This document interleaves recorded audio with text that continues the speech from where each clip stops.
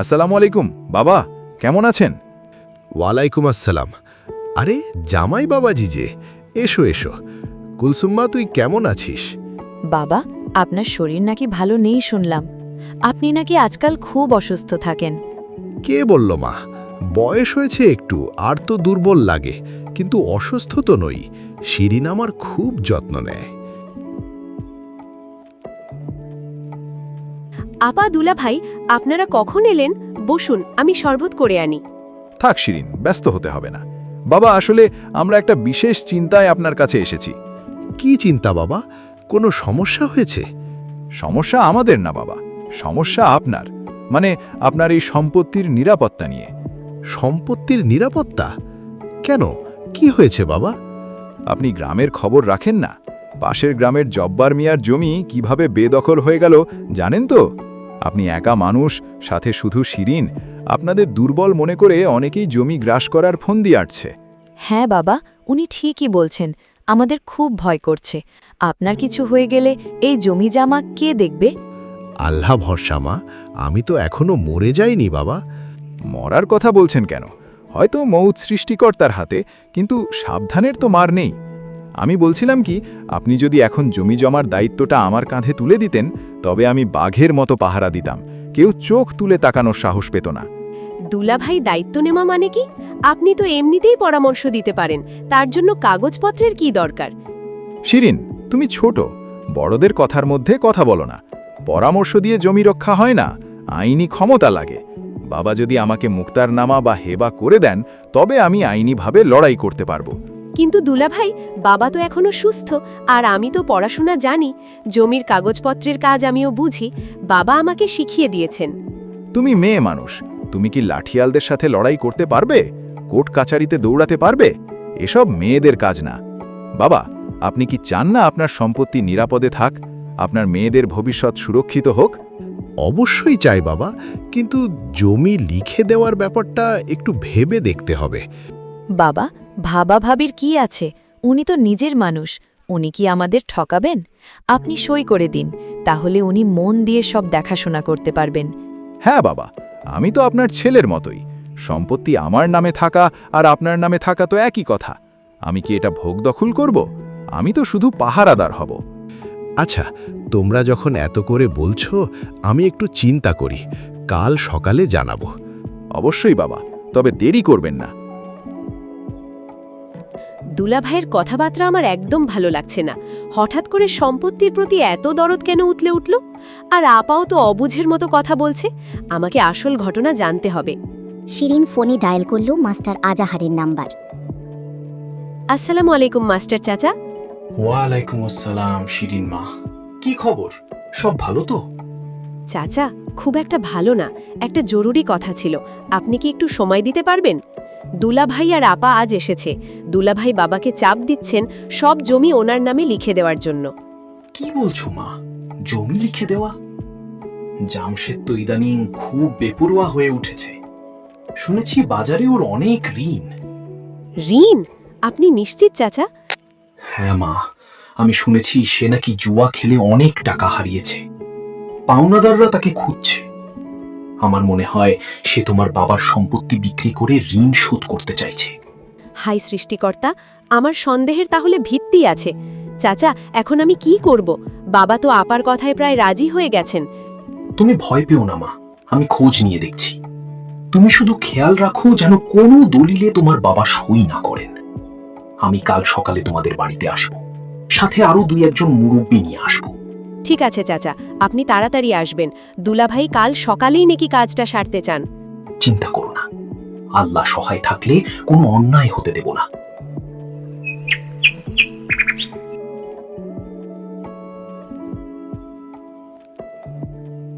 আসুন রফিক সাহেব, আসুন। সব কাগজ রেডি তো? জি জমশেদ ভাই, আপনি যেমন বলেছেন সব একদম তৈরি, শুধু চাচার একটা সই লাগবে। জামশেদ, এত তাড়াহুড়ো কিসের? শিরিন কোথায়? ওকে ডাকো, ও তো বাড়ির সব বোঝে। বাবা, শিরিন রান্নাবান্না নিয়ে ব্যস্ত আছে, আর এসব জটিল কাগজ ও কি বুঝবে? আপনি সইটা করে দেন, তারপর ওকে ডাকব। বেলা বেড়ে যাচ্ছে, রফিক সাহেবের আবার অন্য কাজ আছে। বাবা, আপনি এত সন্দেহ করছেন কেন? সইটা করে দিন। জামশেদ তো আমাদের ভালোর জন্যই করছে। আচ্ছা, দলিলটা আমাকে একবার পড়তে দাও, দেখি কি লেখা আছে। বাবা, আপনি তো চোখের চশমাটা নেননি। তাছাড়া এই আইনি ভাষা খুব কঠিন। আমি তো পড়েই দেখেছি। এখানে লেখা আছে আপনি আমাকে দেখাশোনার দায়িত্ব দিচ্ছেন, ব্যাস, আর কিছু না। রফিক সাহেব, কলমটা বাবাকে দিন। এই যে চাচা, এই যে নিচে চিহ্ন দেওয়া আছে, ওখানে সই করুন। বাবা থামুন, সই করবেন না। কিরে, তুমি আবার ঝামেলা করছো? ঘরের ভেতরে যাও, বড়দের কাজে বাধা দিও না। বাধা দেব না? আমার বাবার সর্বস্ব কেড়ে নিচ্ছেন আর আমি চুপ করে থাকব? বাবা, কলম রাখুন। শিরিন, তুই কি বলছিস? আমার জামাই কি ডাকাত যে কেড়ে নেবে? আপা, তুমি বোকা হতে পারো, আমি নই। দুলাভাই, আপনি কি বুকে হাত দিয়ে বলতে পারবেন এই দলিলে শুধু দেখাশোনার কথা লেখা আছে? অবশ্যই। তুমি আমাকে অবিশ্বাস করছো? আমি তোমার বড় বোনের স্বামী। স্বামী হলেই কেউ সাধু হয়ে যায় না। বাবা, এই দলিলটা আমাকে দিন, আমি পড়ে দেখি। না না, তুমি এসবে কি বুঝো? বাবা, আপনি সই করেন তো। ছোট লোকের মতো আচরণ করবেন না। ছোট লোক আমরা নয় দুলাভাই। ছোট লোক হলো তারা যারা বিশ্বাসের সুযোগ নিয়ে বয়স্ক মানুষের সম্পদ হাতিয়ে নিতে চায়। আসসালামু আলাইকুম। কি হচ্ছে এখানে? এত শোরগোল কিসের? ওয়ালাইকুম আসসালাম আজহার ভাই। এই তো জামশেদ জমিজমা দেখাশোনার জন্য একটা কাগজ করতে চাইছে, কিন্তু শিরিন বাধা দিচ্ছে। কাগজ দেখি তো। কাগজটা। রফিক, কাগজটা আমার হাতে দাও। জি, মানে মাস্টার সাহেব। মাস্টার সাহেব, এটা আমাদের পারিবারিক ব্যাপার। আপনি কেন নাক গলাচ্ছেন? গ্রামের মেম্বার হিসাবে যে কোনো অন্যায়ে নাক গলানো আমার দায়িত্ব। দাও বলছি। জমশেদ, তুমি এত বড় শয়তান! সেকান্দার ভাই, আপনি জানেন এতে কি লেখা? কি লেখা ভাই? ও তো বলল দেখাশোনার দায়িত্ব। মিথ্যা কথা। এটা একটা হেবাবিল ইওয়াজ বা দানপত্র দলিল। এতে লেখা আছে আপনি স্বেচ্ছায় সজ্ঞানে আপনার বসতবাড়ি, পুকুর এবং সমস্ত আবাদি জমি জমশেদকে দান করে দিলেন। আপনি সই করা মাত্রই এই বাড়ির মালিক হবে জমশেদ, আর আপনারা হবেন পথের ভিখারি। তুই আমার পেটের ছেলের মতো জেনেছিস, আর তুই আমার গলা কাটতে চেয়েছিস? না মানে বাবা, আসলে বিষয়টা ঋণের চাপে। রফিক, তুমি জেনে শুনে জালিয়াতি দলিলে কাজ করেছিলে। তোমাকে পুলিশে দেওয়া উচিত। মাফ করে দেন মাস্টার সাহেব। জামশেদ ভাই আমাকে টাকার লোভ দেখিয়েছিল। আমি গরিব মানুষ, ভুল হয়ে গেছে। ছি, আমি ভাবতেও পারিনি মানুষের মনে এত বিষ থাকতে পারে। কুলসুম, তুই দেখলি তোর স্বামীর আসল রূপ? বাবা, আমাকে মাফ করে দিন। আমি বুঝতে পারিনি। আমি অন্ধের মতো ওকে বিশ্বাস করেছি। ও আমাকেও ঠকিয়েছে। ও আমাকে বলেছিল জমি নাকি আমাদের দুই বোনের নামেই থাকবে। আপা, কেঁদে লাভ নেই। সৃষ্টিকর্তা বাঁচিয়েছেন। বাবা যদি আজ সই করে দিতেন, তবে কাল আমাদের এই বাড়ি থেকে ঘা ধাক্কা দিয়ে বের করে দেওয়া হতো। বাবা, একবার মাফ করে দিন। শয়তানের ধোকায় পড়ে গিয়েছিলাম। আর এমন হবে না। শয়তান তোমাকে ধোঁকা দেয়নি, তুমি নিজে একটা শয়তান। যার মনে আপন শ্বশুরের প্রতি দয়া নেই, যে নিজের স্ত্রীকে মিথ্যে বলে বাবার বিরুদ্ধে দাঁড় করায়, সে মানুষ নামের কলঙ্ক। তুমি এক্ষুনি আমার বাড়ি থেকে বেরিয়ে যাও। বাবা, কুলসুম। খবরদার, আমার নাম মুখে আনবে না। তুমি শুধু লোভী নও, তুমি বিশ্বাসঘাতক। বাবা যা বলছেন তাই করো। বেরিয়ে যাও এখান থেকে। জমশেদ, ভালোই বিদায় হও, নইলে গ্রামের মানুষ জড়ো হলে তোমার পিঠের চামড়া থাকবে না।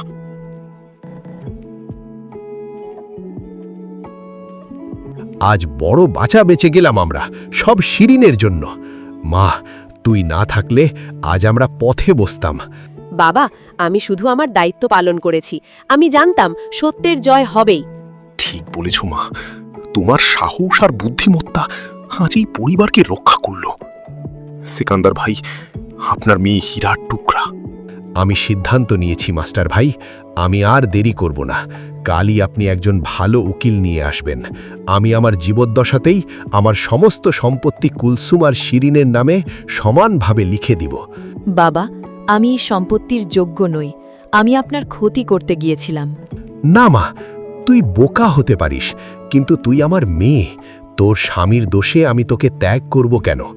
তবে আমি দলিলে এমন শর্ত রাখব যে আমার মৃত্যুর আগে কেউ এই জমি বিক্রি করতে পারবে না, আর জামশেদ যদি ভালো হয়ে ফিরে আসে তবেই সে সংসারে জায়গা পাবে, নইলে নয়। বাবা, আপনি একদম ঠিক সিদ্ধান্ত নিয়েছেন। সম্পত্তি নয়, আমাদের আসল শক্তি হলো আমাদের বন্ধন। লোভ দিয়ে সম্পর্ক হয় না, ভালোবাসা লাগে। একটা বড় বিপদ কেটে গেল।